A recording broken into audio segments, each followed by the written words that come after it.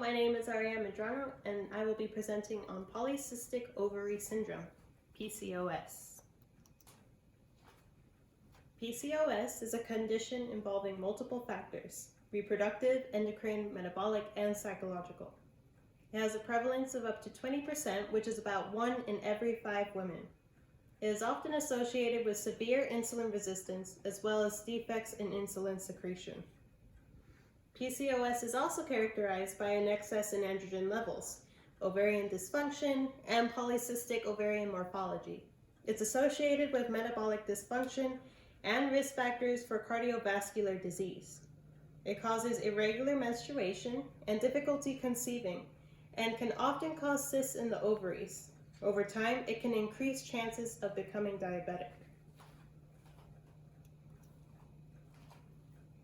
So what causes PCOS? It's not fully understood, but genetics may play a role so that a woman is at higher risk if relatives have irregular periods or diabetes. Environmental factors may also play a part in PCOS. Holistic practitioners believe that hormones in dairy products and meats we consume, the GMOs and pesticides all contribute to hormone imbalances of PCOS. A woman may only have a few symptoms. Especially common ones are acne, irregular menstruation, and cysts in the ovaries. Hirsutism is abnormal hair growth on a person's face or body. Amenorrhea is cessation of periods, which may be a result of other conditions but is frequently noted in PCOS. Women with PCOS often have less than 9 periods per year. PCOS is associated with irregular ovulation, so it follows that if periods are irregular or non-existent, there will be difficulty conceiving. Ovarian cysts are solid or fluid-filled sacs within or on the surface of an ovary. Insulin resistance and hyperinsulinemia, which is too much insulin, can cause upper body obesity. How is PCOS diagnosed? An MD would ask about symptoms and menstrual cycle and possibly refer a patient to an endocrinologist. A physical exam would provide physical evidence such as extra body hair, high blood pressure, acne, and they can check BMI as well to see if it's within limits. Lab tests such as fasting, blood glucose check, and hemoglobin A1C, which indicates blood glucose control. Serum lipids, because there is a reciprocal relationship between high serum cholesterol and low HDL often present in PCOS. Lab tests for other hormone levels are done to rule out thyroid or other gland problems that cause similar symptoms. While PCOS can be diagnosed without a pelvic ultrasound, this would show the presence of cysts in the ovaries. So how is PCOS treated? There's no cure, but controlling it lowers the risk of infertility, miscarriage, diabetes, and uterine cancer. If a patient is overweight, a weight loss of around 10 pounds may help balance hormones. Exercise can decrease intima media thickness, improve lipid profile, blood pressure, decrease testosterone levels, increase sex hormone binding globulin levels, and decrease oligomenorrhea. Also, stop smoking. According to the Kaiser HealthWise staff, women who smoke have higher androgen levels than non-smokers. Under medications, according to McCartney and Marshall, hormone therapy in the form of birth control can be used to correct menstrual cycle irregularities and prevent a buildup of the endometrial lining. As for meds, spironolactone is often combined with hormonal birth control to lessen hair loss, acne, and hirsutism. Metformin is another medication that's used. It has been used in the treatment of diabetes for a long time. It works by improving the sensitivity of peripheral tissues to insulin. According to Lashin, several effects have been reported as related to metformin in the treatment of PCOS patients, including restoring ovulation, weight reduction, decreased circulating androgen levels, reducing the risk of miscarriage, and reducing the risk of gestational diabetes.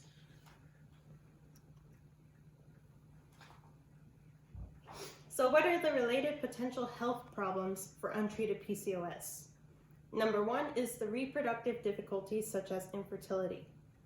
This is when the ovaries fail to release an egg every month. Another problem is repeat miscarriages due to failure to manage blood sugar and blood pressure during pregnancy. Endometrial hyperplasia is another one and is precancer of the uterine lining. In the absence of or irregularity of menses, the endometrium, thickened by estrogen, doesn't slough off completely. According to Leibovitz, insulin resistance is the inability of a known quantity of exogenous or endogenous insulin to increase glucose uptake and utilization. The body fights back by producing more insulin, and eventually, the beta cells in the pancreas can no longer keep up with the demand. This develops into type 2 diabetes.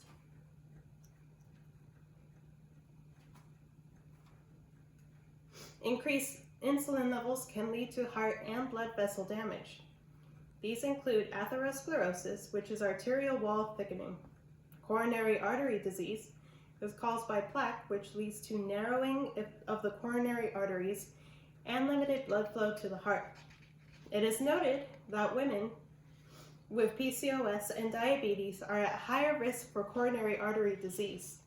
Preventative interventions are necessary. Now, time for our case study. It says, a 22-year-old woman reports having hirsutism and irregular menses. She describes unpredictable and infrequent menses, 5 or 6 per year, since menarche at 11 years of age. Dark, coarse facial hair began to develop at 13 years of age.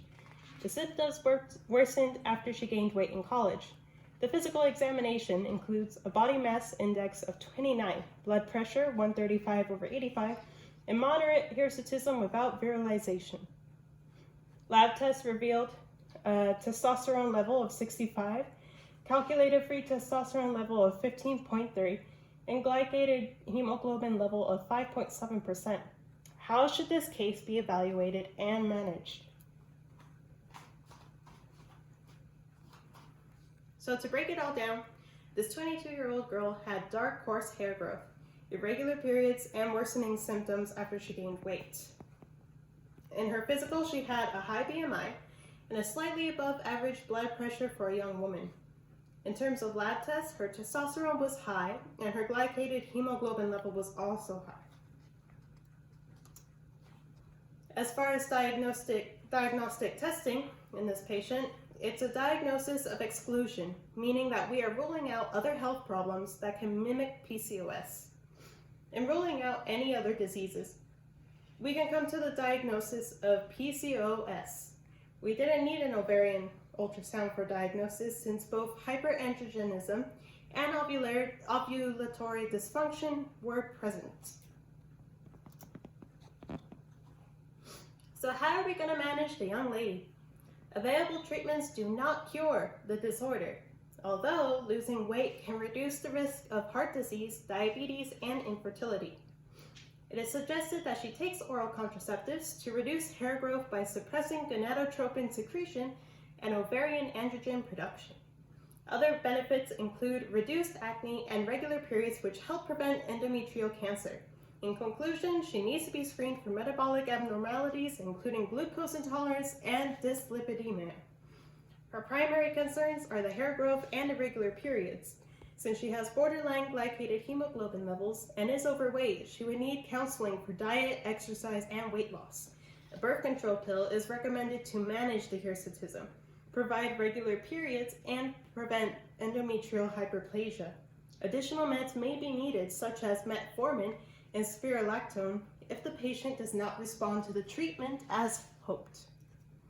And here are the 7 references used in the presentation today. Thank you.